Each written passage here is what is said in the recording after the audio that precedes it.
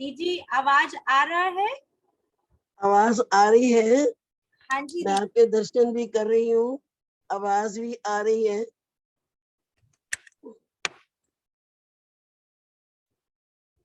ओम शांति।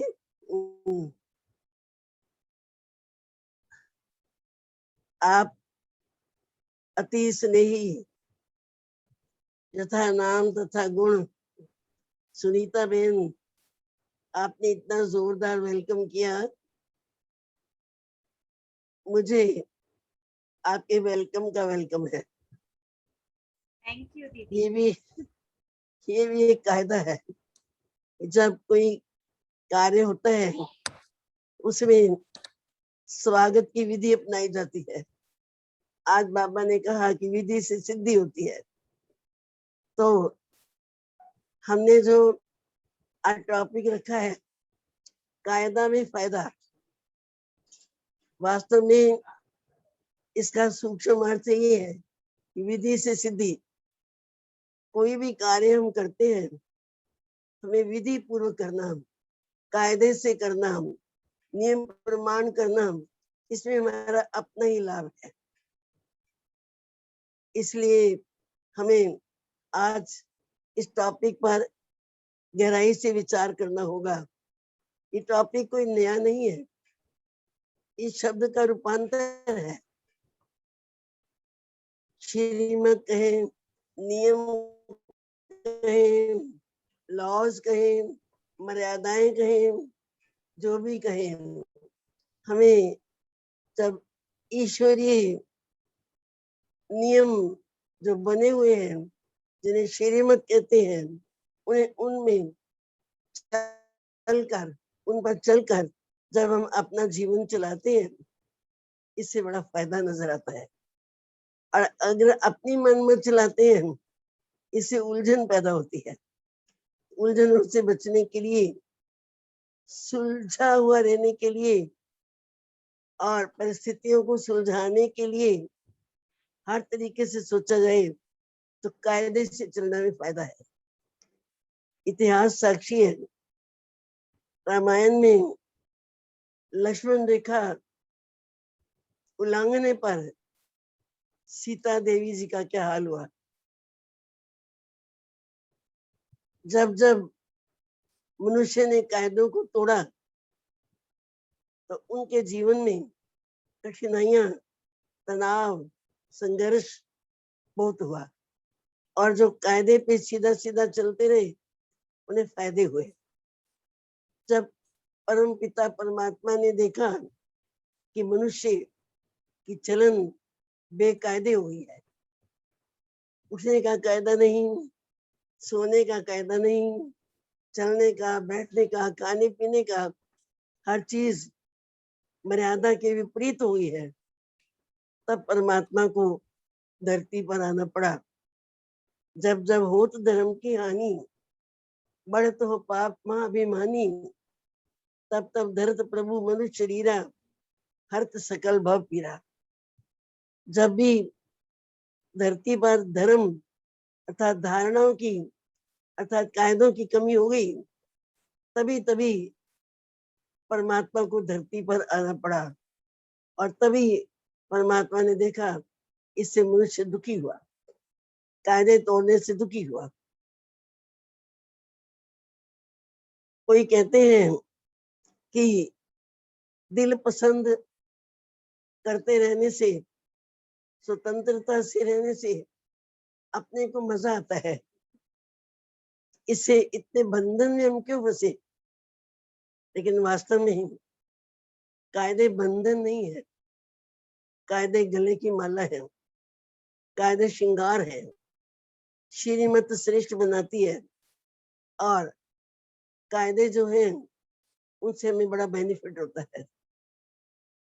सबसे पहला कायदा जो परमात्मा पिता ने बनाया है वो है अमृत वेले उठना। जब अमृत वेले हम उठते हैं तो हमें कितना शांत वायुमंडल मिलता है। आजकल के मनुष्यों को तो पता ही नहीं है कि सूर्य भी कब उदय होता है, निशाचर बन गए हैं, रात देर तक तो जागते हैं और सुबह सूर्य कब उदय हुआ उन्होंने कभी देखा ही नहीं। ऐसे टाइम पर, ऐसे समय पर उनकी जीवन ऐसी हुई है जो कि उच्छृंखल हुई है। इससे बहुत स्वास्थ्य का भी नुकसान हुआ है। तो हमें परमात्मा पिता ने पहला कायदा बताया है कि अमृत वेले उठना है। हम बचपन में पढ़ा करते थे, early to bed early to rise makes a man healthy wealthy and wise. जल्दी सोना, जल्दी उठना, इससे स्वास्थ्य लाभ, धन लाभ, बुद्धि लाभ, अनेक तरह के लाभ प्राप्त होते हैं। लेकिन जो छठा विकार आलस्य है वो इस टाइम मनुष्य को घेर लेता है। पहला फायदा हमें अगर लेना है, सबसे बड़ा सलाहकार, सबसे बड़ा शक्तिदाता, उनसे मिलना, प्रभु मिलन मनाना और हमें अपने में शक्तियां भरना, मन की तन की कमजोरी दूर करना, इसके लिए जो स्पेशल ग्रेस मिलती है, जो हमारे जीवन में उमंग भरती है, सारे दिन के लिए उस ऊर्जा देती है, वो अमृत वेले होता है। ऐसे टाइम में कोई दुनिया की शोर नहीं, कोई आवाज नहीं और कोई जिम्मेवारी भी नहीं, कोई ऑफिस वर्क भी नहीं, कुछ भी नहीं। ऐसे टाइम में बाबा कहते हैं, हे आत्माओं, प्यारे बच्चों, मेरी गोदी में बैठ के तो देखो, मेरे नैनों में निहार के तो देखो, मेरी ओर उन्मुख होकर आप प्रसन्न वदन होकर देखो, कितना मजा आता है, कितना आनंद आता है, जिसे अतीन्द्रिय सुख कहते हैं। पहले उठते ही गुड मॉर्निंग करनी है, गुड बनना है, गुड तो क्या बेस्ट बनना है, उसके लिए अमृत वेला सबसे अच्छा वेला है। एक कायदा है और कायदा परमात्मा पिता ने हमें बताया है कि जैसा आन वैसा मन।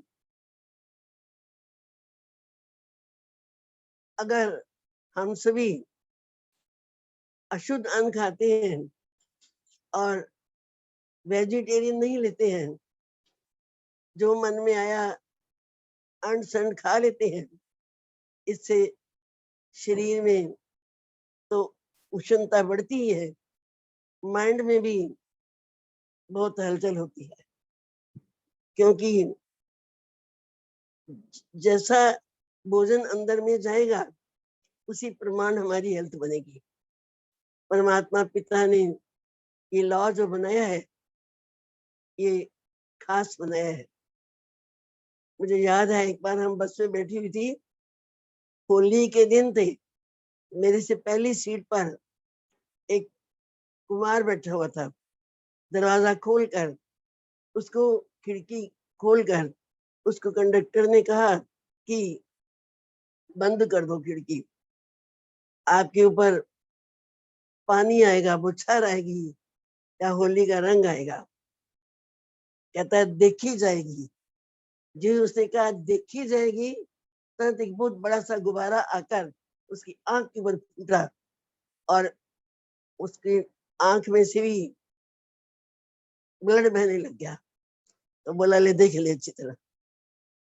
तो वो छोटी सी बात है, जीवन में कितनी बातें ऐसी आती हैं, अगर हम नहीं मानते हैं फिर पीछे पछताते हैं। एक बात मैं कहूंगी कि आत्मा के 3 अंग है, जो मन, बुद्धि, संस्कार। उसमें मन के साथ बुद्धि भी तो मिली है ना, उसका प्रयोग करना बहुत जरूरी है। एक बार की बात है, एक घुड़सवार घोड़े पे जा रहा था, एक तरफ झील थी, दूसरी तरफ पहाड़ थे, हरियाली थी, सर पर घोड़ा भाग रहा था और वो व्यक्ति बहुत आनंद बना रहा था, वाह वाह कितनी अच्छी हवा है, इधर झील है, इधर पहाड़ है और सरपट में जा रहा हूँ, शीतल हवा बह रही है, कितना स्वर्ग जैसा आनंद है। ऐसा आनंद लेते हुए, सोचते सोचते, विचार मगन होते हुए उसके हाथ से ढीले हो गए और लगाम छूट गई। लगाम छूट के खिसकनी शुरू हो गई। खिसकते खिसकते धीरे धीरे वो रोड पे जा पड़ी और घोड़े के पैरों में आ गई। घोड़ा बिदक गया, इतना जोर से बिदका कि बस वो व्यक्ति जो आनंद ले रहा था कुछ समय पहले, वो डर गया। अगर इधर बाईं ओर गिरा तो पहाड़ है तो सिर फूटेगा, दाईं ओर गिरा तो झील में डूबेगा। गहरी झील थी। हाय हाय करने लगा और चिल्लाने लगा, मुझे बचाओ, मुझे बचाओ, मुझे बचाओ। तभी सामने से एक व्यक्ति आया, उसे देखा घुड़सवार बहुत परेशान है, घोड़ा बिदका हुआ है, किसी भी क्षण इसकी जान पे बन सकती है। उसे आगे बढ़ के घोड़े की लगाम पकड़ ली। लगाम पकड़ के हाथ में टाइट कर ली। लगाम टाइट होते ही घोड़ा शांत हो गया और तब उस राहगीर ने उस सवार के हाथ में लगाम दे दी और कहा, भैया थोड़ा लगाम का प्रयोग टाइट करना बहुत जरूरी है, नहीं तो ये हाल होगा। ठीक इसी तरह हम जब अपने मन के उद्वेगों में आकर, मन की चंचलताओं में आकर मनमानी करने लगते हैं तो जीवन में खतरा बना रहता है। और हम बुद्धि रूपी लगाम टाइट रखते हैं, मर्यादाओं पे चलते हैं, तो हमारे से गलतियां नहीं होंगी और हम प्रभु प्रिय बन जाएंगे। बुद्धि के प्रयोग से हम श्रीमत पर चलेंगे, श्रेष्ठ मत पे चलेंगे। एक कायदा है ना, बीच रोड में जाना, लगाम छूट जाना और मनमाने ढंग से घोड़े को, इसका कितना घबराहट पैदा हुई। अब आप देखिए, ऐसे ही जीवन में जब हम बुद्धि रूपी लगाम का प्रयोग नहीं करते हैं तो फिर कहीं भी टकराव हो सकता है। इन सब टकरावों से बचने के लिए हमें परमात्मा पिता की श्रीमत रूपी कायदे को ध्यान में अवश्य रखना चाहिए। ठीक इसी तरह जीवन में जहां तक पहनने की बात आती है, आजकल बहनें समझती हैं पुरुषों जैसे वस्त्र पहनकर हम भी बहुत बलवान बन जाएंगी, महावीर हो जाएंगी। ऐसा नहीं होता है। मर्यादा चाहिए, वस्त्र पहनने की भी मर्यादा, बात करने की भी मर्यादा, चलन की भी मर्यादा। अगर हमारे परिधान में, परिवेश में देहाभिमान झलकता है तो दूसरे को इसका स्मेल जाती है, उसको देहाभिमान पैदा होता है। और देहाभिमान पैदा होने से मुझ में भी देहाभिमान, पहरावे में भी देहाभिमान झलक रहे, दूसरे को भी देहाभिमान पैदा होता है। इससे क्या होगा आप समझ सकते हैं। जो चीज अच्छी लगेगी उसको पाने के लिए मनुष्य प्रयत्नरत रहता है और ऐसे वस्त्रों की आकर्षण जिसको होगी उस पहनने वाले को भी पाने के लिए प्रयत्न करेगा। परमात्मा पिता ने प्रजापिता ब्रह्मा के द्वारा सबसे पहले हमारी वेशभूषा बनाई। कैसी बनाई कि हम माँ सरस्वती की तरह श्वेत वस्त्र पहने। मैं ये नहीं कहती घर गृहस्थी में रहते हुए सभी श्वेत कपड़ा धारण कर ले, ऐसा नहीं है, पर सादगी पूर्ण वस्त्र हमारे जीवन में इतना जरूरी है। बाबा ने यज्ञ की स्थापना में शुरू में सबसे पहले इसी बात को ध्यान खिंचवाया। हम सभी ब्रह्मा कुमार हैं, ब्रह्मा कुमारियां हैं, प्रजापिता ब्रह्मा के बच्चे हैं, संतान है, तो हमें कैसे वस्त्र धारण करने चाहिए। जब भी हम इस नियम को, कायदे को तोड़ते हैं तो फिर उसके रिजल्ट अच्छे नहीं होते। मुझे याद है जब मैं कॉलेज में पढ़ती थी तो मेरे पास ढेर साड़ियां थी, बहुत कपड़े थे। तब भी कहीं जाना होता था शादी है कहीं, तो मैं सोचती थी मैं क्या पहनूं, मेरे पास तो कुछ है ही नहीं। ये शब्द मुंह से निकलते थे। उसी वक्त मार्केट जाना, कपड़ा लाना, सिलवा के नया पहनना। जब हमारी मदर कहती थी कि आप कहती हो मेरे पास तो कुछ है ही नहीं, ये इतने सारे कपड़े, ये क्या है? तो मैं कहती थी ये तो सबने देखे हुए हैं, मैंने वो पहनना है जो नया हो, देखा नहीं हो किसी ने। अब आप बताइए कि जब हमारी ऐसी मनसा होगी, खर्च भी कितना होता था और देखता भी कोई नहीं था। अब दो वस्त्र भी, दो जोड़े भी हों, वही धोते हैं, वही पहनते हैं, व्हाइट ही पहनने हैं। और दुनिया के बीच में जाओ सारे हम ही देखते हैं, कुछ मेकअप भी नहीं किया हुआ, पैसे की भी बचत है, और हम सरल भाव से परमात्मा की याद में जा रहे हैं और संसार की नजर हमारी ओर है। उनको नैनों में शीतलता मिलती है। वाह, संत बड़े परमार्थी, शीतल जिनके अंग, तपत बुझावे और की देके अपना रंग। तो वस्त्रों के द्वारा भी हम शीतलता का संदेश देते हैं। इस टाइम दुनिया काम अग्नि से जली पड़ी है, जल मर रही है। ऐसे में हम ज्ञान भी सुनने को तैयार नहीं है लोग। आत्माएं इतनी विकारों में पलीत है, तो ऐसे में हमें क्या संदेश देना है? हमारे वस्त्र संदेश दें, हमारी चाल संदेश दें, हमारा देखना संदेश दें, हमारी दिव्यता उनके लिए एक संदेश हो। ये सबसे बड़ी बात है। और ये हमें कहाँ से मिली? परमात्मा पिता ने जो धारणाएं प्रजापिता ब्रह्मा के श्रीमुख के द्वारा बताई, उनको हमने धारण किया और हमने इसी तरह की वेशभूषा को अपने जीवन में अपना लिया। घाटे का सौदा तो नहीं रहा ना, अच्छा ही रहा ना। खर्चा कम, कम खर्च बालानशीन।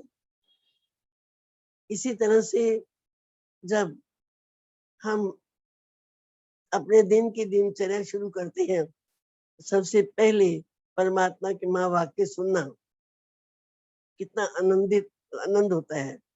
ऐसा नहीं कि हमारे पास समय नहीं है, समय की कमी है, समय की कोई कमी नहीं, कमी इच्छा की होती है। इच्छा अच्छा नहीं बनने देती है। हमने इच्छाएं इतनी पाल रखी हैं कि हम उन इच्छाओं को पूरा करने के लिए पीछे लगे हुए हैं। अब देखिए इच्छाएं भी कैसी हैं। एक ऊंट, उसकी नकेल एक चूहिया ने अपने दांतों में ले ली और चूहिया चलती गई। ऊंट की तो डोर खींचनी चाहिए बस, उसके पीछे पीछे चलता रहा। तो चूहिया खींच रही इतने बड़े ऊंट को, उसको पता ही नहीं। चूहिया चलती रही, ऊंट भी पीछे पीछे चलता रहा। चूहिया की बिल आ गई और बिल में घुस गया। डोरी जहां तक जा सकती थी गई। उसके बाद ऊंट क्या करे? किम कर्तव्य विमूढ़, क्या करूं किधर जाऊं वाली स्थिति। आज मनुष्य आत्माएं अपनी बुद्धि की डोर चाहना चूहिया के हाथ में दे रखे उन्होंने, और वो जिधर दौड़ाए। आज ये फैशन आ गया, आज ये वस्त्र आ गए, आज यहाँ जाना है, आज वहां जाना है, भागते फिर रहे हैं। अंत तो गत्वा, आखिर में प्राप्ति कुछ हाथ नहीं आती और हाथ मल मल के पछता रहे हैं कि जीवन को हमने यूं ही खो दिया। जितने भी व्यक्ति समझते थे कि मौज से रहो, मजे से खाओ, अब आप देखिए। और ये कहते थे ब्रह्मा कुमारी तैसी विनाश विनाश कहती रहती है। अब कोरोना आ गया, उसने किसी की उम्र देखी, किसी की जवानी देखी, बचपन देखा, बुढ़ापा देखा, कुछ नहीं। कितनों पे अटैक हुआ, कितनी आत्माएं इस दुनिया से चली गई, कितना विनाश हुआ। और क्या संदेश दिया? मुख रखो बंद, मुंह पे पट्टी रखो और आपस में दूरी बनाए रखो। ये संदेश दिया ना। अब प्रैक्टिकल देख के भी अगर किसी की आंख नहीं खुलती है तो फिर कब खुलेगी? अब भी ना करी तो भूरी करोगे कब? ये संदेश होते हैं, ईश्वरीय संकेत होते हैं। तो परमात्मा पिता ने हमें समझाया। देखो, बताने के भी कई तरीके होते हैं। एक तो सामने सैंपल देख के समझ जाती है, मुख के द्वारा बताया जाता है, और दृश्य देख के समझ में आता है। आप बीती पर बीती इसे समझ में आता है। सबसे पहले तो परमात्मा पिता ने हमें ज्ञान द्वारा हमें समझाया। उनकी दृष्टि इतनी अलौकिक कि उसका आनंद जिसने लिया, जो उससे सराबोर हो गया, उसे और कोई दृष्टि सुहाई ही नहीं। दृष्टि द्वारा, मुख द्वारा, चेहरे द्वारा और अपनी सादगी के द्वारा संदेश दिए। फिर भी व्यक्ति को समझ नहीं आई तो सामने विनाश के सीन देख के अब तो समझ गए होंगे। मेरे कहने का भाव ये है, हे आत्माएं, अभी तो हम श्रीमत पे चल के अपना जीवन कायदे प्रमाण बना लें, नियम प्रमाण बनाएं, श्रीमत प्रमाण बनाएं। इससे हमारा बहुत फायदा है। नहीं करेंगे तो खुद को ही नुकसान है। एक बार की बात है कि मैं विद्यालय में पहुंची, जॉब करती थी, तो कुछ टीचर्स ग्रुप बना बना के बातें करती थी, आपस में हंसी मजाक, कुछ अश्लील बातें भी। मैं वैसे उनके बीच में कभी खड़ी नहीं होती थी, पर उस दिन पीरियड फ्री था, मैं जाके खड़ी हो गई। तो उनमें से एक कहती है, वो बड़ी आयु की थी, कुछ पुरानी बात है, मैं छोटी एज की थी। वो कहती है, जाओ तुम जाके उधर आत्मा परमात्मा करो, हमें हमारी बातें करने दो। तुम्हारा क्या है, तुम्हारा ना कोई आगे ना कोई पीछे। जब ये बात उसने कही वो तीर लग गया, मेरा सारा ज्ञान भूल गई मैं, और मेरे अंदर बार बार रिपीट होने लगा, मैं ना कोई आगे ना कोई पीछे, ना कोई आगे ना कोई पीछे। कोई माला के दाने की तरह घूमने लगा बार बार। मैं बहुत डिस्टर्ब हो गई, मेरा आगे पीछे कोई भी नहीं है। और उस दिन मैंने भोजन भी नहीं किया, अनमने मन से रही। पर मैं कभी क्लास मिस नहीं करती थी। ये भी कायदा है, हमें कभी भी ईश्वरीय क्लास को मिस नहीं करना चाहिए। सुबह का मुरली क्लास अवश्य करना चाहिए। फिर भी मैं चल पड़ी, तैयार होके गई, अनमने मन से जाके सार से पीछे उदास सी बैठ गई। अंदर वही बात, ना के आगे ना पीछे। तभी मुरली में सेम चीज चल रही थी, बाबा ने कहा, बच्चे तुम्हारे आगे कितना सुनहरी बच्चे है, तुम श्री लक्ष्मी नारायण बनने वाले हो, तुम्हारा कितना श्रेष्ठ भाग्य है, कितनी महान आत्मा हो आप, और आपका भविष्य स्वर्णिम है, सुनहरा है। आप सज्जों की दुनिया की महारानी बनने वाली हो। आप जैसा भाग्यशाली तो कोई भी नहीं। और आपके पीछे ब्रह्मा बाप स्वयं है, रीढ़ की हड्डी की तरह बैकबोन है आपकी, ब्रह्मा बाबा। और आपके साथ इतना बड़ा देवी परिवार है। आज आप एक कोई अपनी खुशी बर्थडे भी मनाओ तो कितना बड़ा परिवार है आपके साथ, जो केक काटे, मोमबत्ती जलाए। संसार में इतना बड़ा परिवार होता है किसी का? आपका तो बेहद का परिवार है। ये सुनकर एकदम मेरी उदासी दूर हो गई और मैं खुश हो गई। अरे, मेरी बैकबोन सेम पिता श्री ब्रह्मा, मेरा भविष्य इतना स्वर्णिम, और मेरी छत्र छाया, मैं किसकी छत्र छाया में हूँ? परमात्मा पिता शिव का स्वयं का वरदानी हाथ मेरे सिर के ऊपर, और मेरा भविष्य इतना उज्जवल। वाह! तुरंत लिख दिया, मुझसे संपन्न कौन अजी मेरे क्या कहने। और जो ये सारी कविता बना दी, और मैंने भेज दी और वो छप गई ज्ञान अमृत में।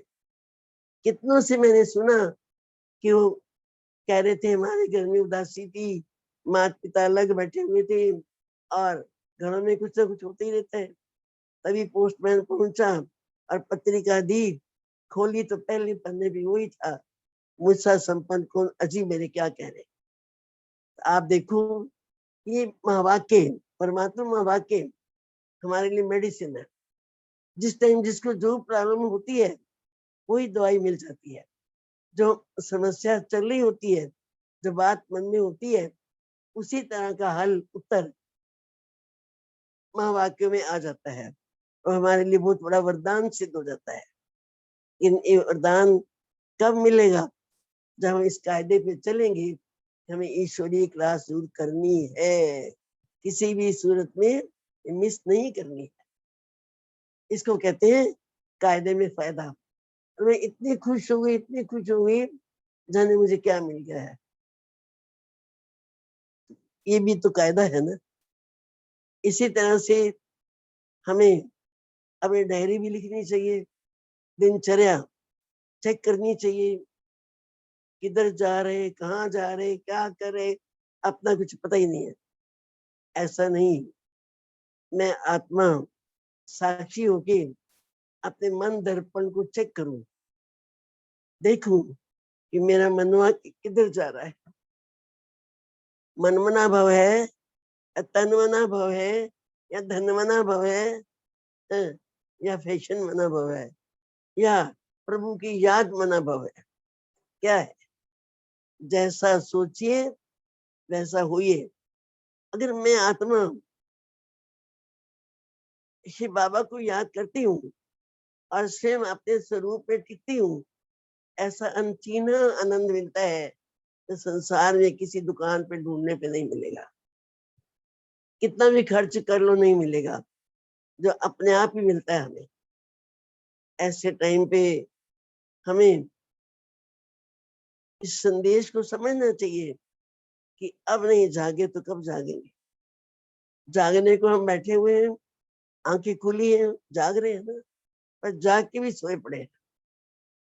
बड़ी बड़ी दो मोटी आंखें खुली हैं, फिर भी गीत गाते हैं। नैन ही इनको राह दिखाओ प्रभु। कौन से नैन चाहिए? तीसरा नेत्र चाहिए, समझ का नेत्र चाहिए, बुद्धि का नेत्र प्रयोग करना चाहिए। तो प्रयोग करने को तो कायदा कहते हैं, और किसको कहते हैं? इस तरह से हम सभी आत्माओं को अपने जीवन में खुशी लानी है। खुशियां आती हैं टेम्परेरी। जितनी देर फंक्शन किया, खुशी हुई, वाह वाह हुई, बाद में हुई उदासी, बाद में घर में झगड़े, तनाव, खर्चे, लेन देन के ऊपर कई बातें, और खुशी गायब। कि सच्ची खुशी कौन सी है? सच्ची खुशी है कि हम समर्थ को पकड़े, समर्थ बात को पकड़े, समर्थ कार्य करें, समर्थ जीवन बनाए, समर्थ बोल बोले और श्रेष्ठ राह पे चले। रहे तो अनेक है, नशे तो अनेक है, पर सबसे बड़ा नशा है नारायणी नशा। नर ऐसी करनी करे जो नारायण बन जाए। मैं करनी ऐसी करनी है जो नारायण बन जाए। और ये परमात्मा की याद जो है, अशीरी भव का जो वरदान है, ये जो मंत्र है, ये हमारे बहुत काम आता है। तो हमें ऐसे समय पर इस मंत्र का प्रयोग करना चाहिए और प्रयोग करके उसका लाभ लेना चाहिए। एक बार की बात है, बहुत पुरानी बात है। मैं गांव में सेवा के लिए जाना था, रक्षाबंधन के दिन थे। तो जिसके घर में कार्यक्रम था, उस माता को हमने कहा कि आप सबको इकट्ठा करके रखना, दरी वगैरह बिछा के रखना और एक कुर्सी टेबल रख देना, कि वहां भी सेंटर बनना था, धरती ली हुई थी। लेकिन हम गए तो वहाँ कुछ भी नहीं था। हमारी तो शरीर का हिसाब किताब शुरू से ही बहुत रहा, बहुत बहुत रहा। तो तन तो अपना जलवा दिखा रहा था बीमारी का। और जो मेरी साथी बहन थी शारदा बहन, उसने कहा कि दीदी आप जाओ, यहाँ तो देर लगेगी। क्योंकि जब आना था हमने एक माता को बोला तो उसने गाड़ी उसके बेटे ने दी, माता स्वयं भी इस गाड़ी में थी। तो कहा कि ये गाड़ी जो है दोपहर तक आपको वापस लेके आनी है, जल्दी आना है आपको। हमने कहा ठीक है। जब देखा कि रक्षाबंधन की कोई तैयारी नहीं है और इसे बहुत टाइम लगेगा, तब हमने सोचा कि मेरी साथी बहन ने कहा कि आप जाओ, राखी का कार्यक्रम मैं कर लूंगी। तो मैं उस भाई के और माता के साथ गाड़ी में आने लगी। रास्ते में एक स्थान पे तार बिजली के बिछे हुए थे। कूट खुर्द गांव की तरफ से जा रहे थे हम, और वहां पर रास्ता बंद था। पहले झाड़ियां कंक्रीट रखी हुई थी और बहुत भीड़ थी, लोग खड़े थे। सुनने को मिला कि बिजली के तार गिर गए हैं, इसलिए यहाँ जाने का रास्ता नहीं है। अब मैं सोचने लगी कि क्या करें, कैसे जाएं। तभी किसी ने कहा राइट साइड से कच्चा मार्ग जाता है, आप उधर से चले जाओ। हम कच्चे मार्ग की ओर गाड़ी मुड़वा दी। अंदर अंदर अंदर अंदर कोई आबादी नहीं, कुछ नहीं, खेती खेत थे, खेती खेत थे, बारिशों की चुक्की थी, खड्डे भी थे, सब कुछ था। ऐसे टाइम में अचानक ड्राइवर ने लेफ्ट साइड में पगडंडी की ओर गाड़ी मोड़ दी। वहां पर तो बहुत ही कीचड़ था, बिल्कुल भी आबादी नहीं थी। आगे जाके एक खड्डे में उसकी गाड़ी धंस गई। अब पिछले पहिए थोड़े ऊपर थे, जरा सा दरवाजा खोला और हमने उस माता को निकाला कि आप जाओ बाहर। मैं भी निकली।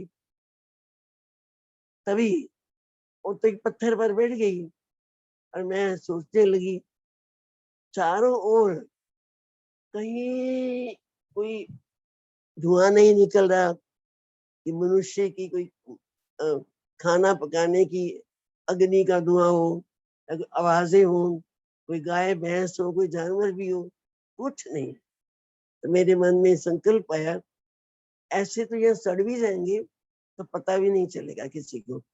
उन दिनों मोबाइल नहीं हुआ करता था। हम सोच ही रही थी, थोड़ा कुछ कदम आगे गई तो देखा एक व्यक्ति आ रहा था। लठ बहुत बड़ी उसके कंधे पे थी और वो आके आगे खड़ा हो गया। हरियाणा का व्यक्ति था। और वो कहने लगा, मैंने उसको कहा भाई साहब हमारी गाड़ी फंस गई है, थोड़ा आप धक्का देके कुछ निकालने में मदद कीजिए। कहता है कत्ती नहीं निकालूंगा। मैं तो इस उत्तर की आशा में नहीं खड़ी थी। और बोलता के कारण आई थी, अरे यहाँ क्या करने आए थे। मैंने कहा हम तो सत्संग में जा रहे थे और प्रोग्राम था। एकदम बोलता है सत्संग मैं करा दूं, मैंने बड़ा बड़ा का कराया। उसे इंदिरा गांधी के यहाँ सत्संग कराता हूँ। पता नहीं वो क्या कुछ बोले। जब मैंने देखा उसकी दृष्टि वृत्ति अच्छी नहीं है, और धीरे धीरे धीरे धीरे मेरी ओर आगे बढ़ता आया, बढ़ता आया, बढ़ता आया। मैं बहुत नजदीक आ गया तो एकदम मेरे को संकल्प आया कि मैं एक कन्या नहीं हूँ, मैं संस्था हूँ, मैं बाबा की सच्ची बच्ची हूँ। अगर मैं सच्ची पवित्र बच्ची हूँ तो कुछ नहीं होना, ऐसा होना चाहिए मेरे साथ। उसी दिन अव्यक्त वाणी चली थी परमात्मा के वहां वाक्यों में, वो सारी मेरे समक्ष घूम गई। एकदम मेरे हाथ वरदानी के रूप में उठ गए और मेरे मन में आया कि अगर ये मेरे शरीर को देखे तो इसे दुर्गा मैया नजर आनी चाहिए। अगर ये मेरा चेहरा देखे इसे ब्रह्मा बाबा नजर आने चाहिए। अगर ये मेरे नैनों ने देखे, इसे जोत नजर आनी चाहिए। बाबा अगर मैं आपकी सच्ची बच्ची हूँ, आज हो जाए ऐसा। ऐसा सोचकर मैं खुद ही आगे बढ़ गई और उसकी आंखों में देखा और मैंने कहा, जो आपका नैतिक फर्ज कहता है ये करो, वो करो। बिल्कुल आंख मिलते ही, मेरे संकल्प देखते ही, वरदानी हाथ देखते ही एकदम घबरा सा गया और उसे पीछे हट गया। एकदम कांप के जैसे पीछे हटता है कोई। और वो बोला, बस बस बस, समझ गया, आप जैसी योगन कोई नहीं। ठीक है ठीक है, और मैं अभी मदद लेके आता हूँ। और वो चला गया। कुछ देर के बाद बहुत दूर पहुंच गया। बीच में माता बैठी हुई थी गाड़ी के बाद, तो कहती है, थोड़ा तुतलाती थी, बोली भगवान के वास्ते मदद कर दो, गाड़ी निकाल दो। कहता है कभी नहीं निकालूंगा। मैं फिर बीच में बोली, नहीं नहीं, जो आपका नैतिक फर्ज कहता है वो करो। आजकल तो कहते हैं जूडे कराटो सीखो, पत्थर मारो, ये करो वो करो, अपनी सुरक्षा के लिए क्या करो।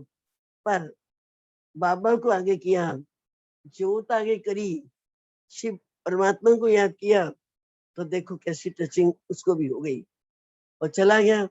बहुत दूर चला गया था, बहुत दूर। तब मैंने कहा, माता जी ये बड़ा बदतमीज आदमी है, इसके आगे भगवान का नाम नहीं लेना, इसको कहना जो तेरा फर्ज कहता होता। बहुत देर के बाद वो आया, उसके साथ दो व्यक्ति और थे, हाथों पे 4-4 ईंट रखी हुई, एक के हाथ में 4-8 हो गई ना, और 3 व्यक्ति हुए तो 24 ईंट हो गई। और आके और वो एकदम कहता, आपने मुझे बदतमीज कहा था, अगर मैं कहूँ कहा था तो अच्छी बात नहीं है, लेकिन नहीं कहा है तो कहेगा झूठ बोलती है। मैं समझ गई ये तांत्रिक है, इसको समझ में आ गया है। तो मैं एकदम चुप रही, बाबा को याद करती रही। और कहता है, खैर कुछ भी हो, मैं बड़े बड़े योगी देखे हैं, पर आप जैसा नहीं देखा है, मैं गाड़ी वैसे निकालूंगा। आगे आकर उसे गाड़ी जो धसी हुई थी कीचड़ में, दोनों हाथ से पे ऊपर उठा दिए, गाड़ी उठा दी ऊपर। अब एक के ऊपर एक करके 12 ईंट एक तरफ के पहिए के नीचे, 12 ईंट दूसरे पहिए के नीचे। ड्राइवर को कहा, गाड़ी में बैठो, गाड़ी बैक करो। गाड़ी बैक की गई, गाड़ी सूखे में आ गई। तो मुझे बहुत प्रसन्नता हुई। मैंने सोचा अब हम बैठ के चले जाएंगे, यही खड़ा रहेगा। वो खुद भी गाड़ी में बैठ गया और मैं पिछली सीट पे बैठ गई, माता मेरे साथ। तो बोलता रहा, मैंने ये किया, मैं तो यहाँ इतनी कन्याएं आ गई थी, मैंने ऐसे किया, मैं तो इतने ग्रंथ जानता हूँ, वेद जानता हूँ, मैं ये जानता हूँ, मैं वो जानता हूँ। बहुत अपनी बढ़ाइयां करने लगा। अब पीछे मुड़े तो एक सीट की बैक ही तो है ना, क्या अंतर रहता है। जब मैंने देखा कि बीच के रास्ते से जाते जाते आगे शहर आ गया है, मंगोलपुरी का रास्ता आ गया था। माताएं बच्चों को लेके उनके बस्ते पकड़ के आ रही थी, सब्जी बिक रही थी रास्ते में और भीड़ भाड़ थी। तो मैं तब बोली, आप तो भाई साहब बहुत कुछ जानते हो, पर मैं तो कुछ नहीं जानती, मैं केवल एक ही बात जानती हूँ। बोला क्या, कुछ सोचा, कुछ तो बोलिए। मैंने कहा, जैसे परमात्मा पिता कहते हैं, शिव बाबा, ये ज्ञान इतना बड़ा है, कितना भी देर सुना दो, और इतना संक्षिप्त है, एक लाइन में सुना दो। तभी हमने कहा, भ्रिकुटी में स्थित ज्योति बिंदु आत्मा स्वयं को समझ, अपने पिता ज्योति बिंदु शिव को याद करो, तो सारी शक्तियां आ जाती हैं। इसी को सहज राग जो कहते हैं। कहता बस बस, रोको ड्राइवर, गाड़ी रोको, मैं उतरूंगा, ये ज्ञान का सार है। आपने तो बहुत अच्छी बात सुनाई, थोड़े में ही सब कुछ सुना दिया। उतर के फिर कहता है कि आप इस राह को कभी मत छोड़ना, बहुत नेक राह पे चली हो, ये सच्ची राह है। मुझे और हिम्मत आ गई, मैंने पर्स में से एड्रेस कार्ड निकाला, उसको देने लगी, कहा आप भी आना। बोला नहीं बहन जी, मैं तो तांत्रिक हूँ, मैं तो फंस गया हूँ जिस राह में मैं निकल नहीं सकता हूँ, पर आप ये राह मत छोड़ना, सर्वश्रेष्ठ राह है। अब आप बताइए कि अगर कैसी भी विकट परिस्थिति में हम फंस जाते हैं, तो शिव बाबा को आगे करके और सच्चे हृदय से याद करने से कितनी बड़ी सिद्धि मिलती है। इसको बोलते हैं विधि से सिद्धि, इसको बोलते हैं कायदे में पैदा। शांत रहकर, ज्योति बिंदु सामने रखकर और ईश्वरी लॉ के अनुसार पवित्र मन से जो पवित्र बोल बोलेंगे, पवित्र दृष्टि से देखेंगे, तो दूसरे पे असर पड़ता है। तो जो बहुत भयानक आगे स्थिति आने वाली है, उससे बच जाते हैं। हमने तो अपने जीवन में यही अनुभव किया है कि जब भी कोई बात हो, मैं छिप जाऊं, मेरे आगे ब्रह्मा बाबा खुद आप खड़े हैं और मेरा कार्य वो कर रहे हैं। वास्तव में मैंने देखा हर परिस्थिति पर विजय प्राप्त होती है, निश्चित ही। इन बातों को देखते हुए हम ईश्वरीय ज्ञान को नजरअंदाज नहीं करें, इसको जीवन का अंग बनाएं और इस ज्ञान मार्ग को समझने का यही तरीका है। सृष्टि चक्र का एंड है और घर जाने का टाइम है। अब घर जाना है, अभी नहीं तो कभी नहीं। इसलिए अभी प्रिय आत्मन, हम सच्ची राह पर चलकर अपने जीवन को श्रेष्ठ बनाएं और ईश्वरीय कायदे के प्रमाण अपना जीवन चलाएं, इसी में हमारा भला है। ओम शांति। ये शब्द कहकर मैं अपनी वाणी को विराम देती हूँ। आप सभी इसमें ही बहुत कुछ ग्रहण कर सकते हैं। थैंक यू दीदी, बहुत बहुत शुक्रिया। आपकी मधुर वाणी से आपके अनुभवी बोल सुने। आज आपने बताया कि कैसे हम बाबा की बनाई दिनचर्या को फॉलो करते हैं, अमृत वेला, मुरली क्लास, डायरी मेंटेन करते हैं, अपना अन्न और अपनी स्थिति को अगर ठीक रखते हैं, तो कैसे बाबा हमारी रक्षा करने के लिए, मदद करने के लिए बंधायमान होता है। आपने बहुत अच्छे अच्छे अपने अनुभव शेयर किए कि कैसे स्वस्थिति से आपने तांत्रिक जैसे महान इतना अभिमानी व्यक्ति को भी सरलता से बाबा का साक्षात्कार कराया और बहुत नम्रता से उसको बाबा का परिचय भी दे दिया, ज्ञान का अनुभव भी करा दिया, और वो नतमस्तक हुई आत्मा लास्ट में और बताया उसने खुद से कि मैं एक तांत्रिक हूँ और आप जिस राह पर हैं आप चलते जाएं। तो बहुत अच्छी आज आपसे प्रेरणा मिली कि हम चाहे घर गृहस्थ में हैं, चाहे संसार का कोई भी प्रकार का पेपर हमारे सामने आ जाए, अगर हम अपनी स्वस्थिति में स्थित होते हैं और बाबा को आगे कर देते हैं कि बाबा आप ही हमारे नैनों से, हमारे मुख से, हमारे चेहरे से, हमारे हाव भाव से आप हमें यूज करेंगे, इनको प्रत्यक्ष कराएंगे। तो बाबा का काम है, बाबा के हम इंस्ट्रूमेंट हैं, बाबा को कैसे हमें यूज करना है ये बाबा का काम है। तो आज बहुत बहुत प्रेरणा रियली आज भाई दीदी आपसे मिली और सभी भाई बहने आपको दिल से आज के लिए आभार व्यक्त करते हैं। मैं सभी भाई बहनों से चाहूंगी कि सभी एक हाथ की ताली से दीदी को थैंक्स करें कि दीदी हमारे बीच में आए, अपने अनमोल महावाक्य अनुभव हम सबके समक्ष रखे, हमें प्रेरणा दी आपने, आप समान बनने की, और इतना अच्छा मोटिवेट किया आपने कि कैसे हम अपनी दिनचर्या के ठीक करने से, कायदे पर चलने से बहुत सारे फायदे हम ले सकते हैं। तो बहुत बहुत दिल से दीदी आपका हम आभार व्यक्त करते हैं कि आपने आज जो हमें इतनी प्रेरणा भरी क्लास दी, उसको हम आत्मसात करें, और जो आपने अपना प्रैक्टिकल अनुभव सुनाया वो भी हम अनुभव करें और औरों को भी कराते रहें। सो बहुत बहुत थैंक्स दीदी।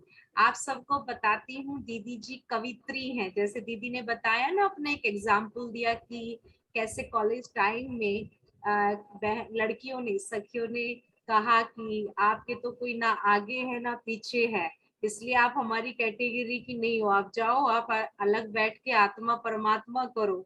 तो दीदी को वो बात दिल को लग गई, और दीदी ने कहा कि क्या मेरा कोई आगे पीछे नहीं है, और कैसे बाबा ने उनको वो चीज प्रैक्टिकल में कराई। तो टच हुआ दीदी को, और दीदी ने कविता लिखी, और उस कविता को जब प्रिंट वो कविता हो गई, छप गई, तो कितने लोगों ने उससे प्रेरणा ली। तो ऐसा नहीं है, जब भी कोई के बोल हमें लग जाए तो वो हमारे लिए एक यादगार बन जाए। तो हमारी दीदी जी बहुत अच्छी कवित्री भी हैं। दीदी को कवित्री के नाम से भी यज्ञ में जाना जाता है। दीदी बैठे बैठे कविता बना लेती है, और बहुत अच्छी लेखनी है हमारी दीदी जी। और बाबा का इतना अच्छा इंस्ट्रूमेंट आज हमारे बीच आए, और दीदी ने परसों ही दीदी से बात हुई और आपने हमारा निमंत्रण स्वीकार किया। तो दीदी का मैं दिल से निमंत्रण स्वीकार करने के लिए आभार व्यक्त करती हूँ, आने के लिए आभार व्यक्त करती हूँ, और आज अपने अनुभवों से हम सबको भरपूर किया, उसके लिए भी दीदी आपका बहुत बहुत आभार है। दीदी हमारे अपने हैं। हमें हमेशा लगता है कि दीदी मजलिस पार्क के नहीं, सत्कार भवन के हैं। बहुत अच्छे दीदी हमें पालना देते हैं बहुत करीब से। मुझे तो दीदी से एकदम मिलना बहुत अच्छा लगता है, दीदी के बिल्कुल नजदीकता का अनुभव होता है, और दीदी मुझे हमेशा अपनी दीदी लगती है। आपने सेवा का चांस दिया, इसका भी आपको शुक्रिया। सभी इन बातों को धारण करेंगे तो ये सबसे बड़ा धन्यवाद है। जी जरूर जरूर दीदी, सभी करेंगे ना भाई, दीदी को श्योरिटी दे, सभी करेंगे। हाँ, सभी करेंगे दीदी, जरूर। बाबा को प्रत्यक्ष करना है तो अब इन नियमों पर, इन कायदों पर चलकर फायदे तो लेने का समय अभी आया है और लेना है। थैंक यू दीदी, बहुत बहुत आपका धन्यवाद। ओम शांति। अभी हम सब 1 मिनट बाबा की याद में बैठेंगे, दीदी से सामने से दृष्टि लेते रहेंगे। दीदी से दृष्टि लेते लेते हम सब योग भी करेंगे।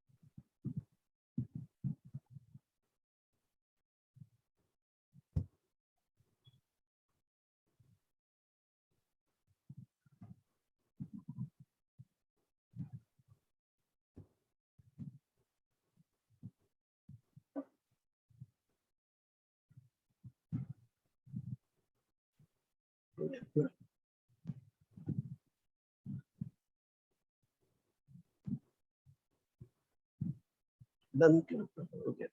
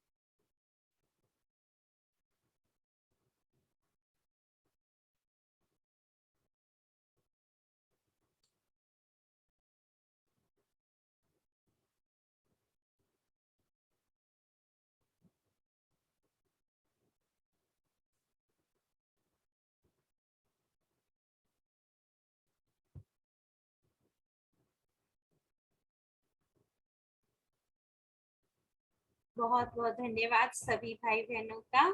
कल मिलते हैं। ओम शांति।